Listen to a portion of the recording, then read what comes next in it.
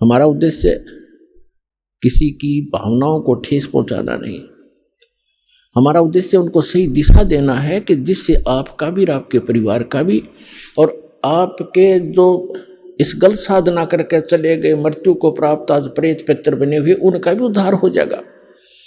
इस साधना से जो दास बताता है। अब जैसे भावनाओं को ठेस पहुंचाने की बात जो ये मूर्ख लोग करते हैं, जो स्वार्थी करते हैं, जनता को भ्रमित करते हैं कि हमारी भावनाओं को ठेस पहुंचा दिया, इन मंदिर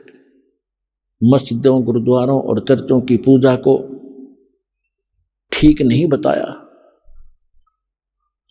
मंदिरों में जाने को गलत बताते हैं, भगवान की मूर्ति की पूजा गलत बताते हैं, केदारनाथ अमरनाथ इन धामों और तीर्थों पर जाने को गलत बताते हैं,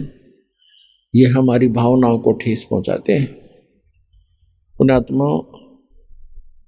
भावनाओं को ठेस नहीं पहुंचाया जाता। यदि किसी के पास यथार्थ ज्ञान है और उस ज्ञान के आधार से कोई ज्ञान बताता है, वो तो ऐसा है जैसे बच्चे होते हैं, छोटे छोटे बच्चे, अग्नि जल रही होती है, आग जल रही है और बच्चा उस अग्नि के बलते हुए उस जल रही उस भट्ठी की तरफ चलता है और उसको कोई देख लेता है, बुद्धिमान व्यक्ति, कि ये बच्चे अग्नि की भट्ठी की तरफ जा रहे हैं और ये जल जाएंगे। उनको जाकर वो उठा लेता है और वो जाना चाहते हैं, उसको अच्छी वस्तु समझ के पकड़ना चाहते हैं और उसको उठा लेता है तो वो रोता भी है और कहता है मुझे छोड़ दे, इधर ही जाने दे। उसकी भावनाओं को वहां ठेस पहुंचाना अनिवार्य था। यदि उस भावनाओं को ठेस नहीं पहुंचाया जाता तो जल के मर जाता वो बालक। तो दास का प्रयत्न यही समझो कि यदि आप इसको भावनाओं को ठेस समझते हो